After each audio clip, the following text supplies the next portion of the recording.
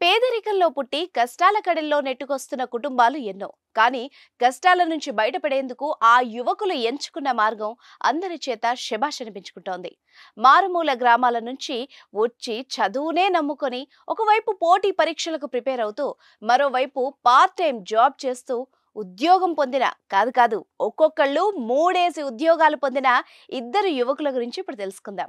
మీరు కొత్తగా business start చేయాలనుకుంటున్నారా? మార్చ్ 16-17 హైటెక్స్ లో ఫ్రాన్సెస్ ఇండియా బిగ్గెస్ట్ ఫ్రో ఎక్స్పో.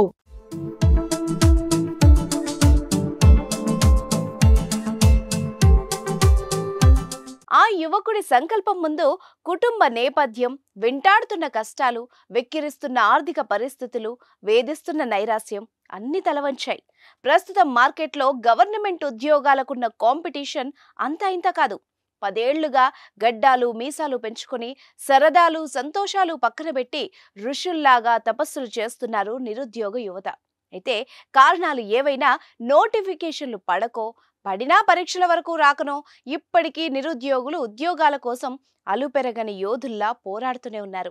తమ కుటుంబ నేపథ్యం, ఆర్థిక పరిస్థితుల వల్ల సంవత్సరాల తరబడి ప్రిపరేషన్కే పూర్తి సమయం కేటాయించడం సాధ్యం కాకపోవడంతో కొంతమంది యువకులు పార్ట్ టైం జాబులు చేసుకుంటూనే తమ పోరాటాన్ని సాగిస్తున్నారు.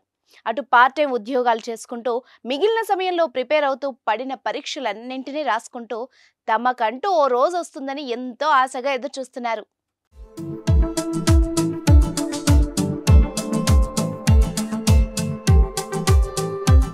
అలా ఎదురు చూస్తున్న యువకులకు తమదైన రోజొచ్చింది. ఏళ్లుగా ఎదురు చూస్తున్న విజయం తలుపు తట్టింది. అది కూడా తమకు మాత్రమే వినిపించేలా కాదు, చుట్టూ ఉన్న సమాజానికి కూడా వినిపించేంత గట్టిగా విజయం తలుపు తట్టింది. ఒక్క ఉద్యోగం వస్తే చాలు అని ఆశగా ఎదురు చూస్తే ఒకేసారి ఏకంగా 3-4, కొందరికైతే 5 ఉద్యోగాలకు ఎంపిక కావడం విశేషం. అలా ఫుడ్ డెలివరీ బాయ్ గా పార్ట్ టైం చేస్తూ ప్రిపేర్ అవుతున్న ఓ యువకుడు ఒకేసారి 3 ప్రభుత్వ ఉద్యోగాలకు ఎంపికయ్యాడు. నిజామాబాద్ జిల్లా తాడ్వాయి మండలం సంగోజీవాడి గ్రామానికి చెందిన బల్వంతరావు అనే యువకుడు పోటీ పరీక్షలకు సిద్ధమవుతున్నాడు.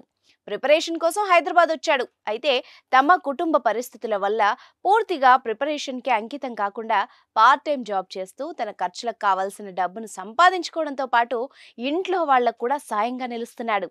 అటు జాబ్ చేస్తూనే మిగిలిన సమయంలో ప్రిపరేషన్ కొనసాగిస్తూ పరీక్షలు రాయగా ఇప్పుడు టీజీటీ, పీజీటీ, జేఎల్ ఇలా 3 ప్రభుత్వ ఉద్యోగాలకు ఎంపికై తన సత్తా చాటాడు.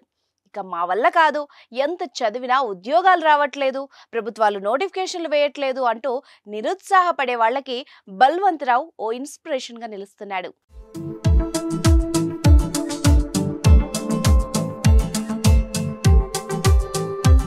ఇదిలా ఉంటే ఓయూలో నైట్ వాచ్మెన్ గా పనిచేస్తున్న ఓ యువకుడు కూడా 3 ప్రభుత్వ ఉద్యోగాలకు ఎంపిక కావడం స్ఫూర్తిదాయకంగా నిలిచింది. మంచిర్యాల జిల్లాకు చెందిన గొల్లె ప్రవీణ్ అనే యువకుడు Osmania university educational multimedia research centre ఈఎంఆర్సీలో నైట్ వాచ్మెన్ గా విధులు నిర్వహిస్తూనే పగటిపూట పోటీ పరీక్షలకు సిద్ధమవుతున్నాడు. ఈ క్రమంలోనే పరీక్షల్లో సత్తా చాటి ఏకంగా 3 ప్రభుత్వ ఉద్యోగాలు సాధించి ఎందరికో స్ఫూర్తిగా నిలిచాడు. ప్రవీణ్ కూడా టీజీటీ, పీజీటీ, జూనియర్ లెక్చరర్ ఉద్యోగాలకు ఎంపిక కావడం గమనార్హం. వీళ్ళని ఇన్స్పిరేషన్ గా తీసుకొని విద్యార్థులు ముందుకెళ్తారని ఆశిద్దాం.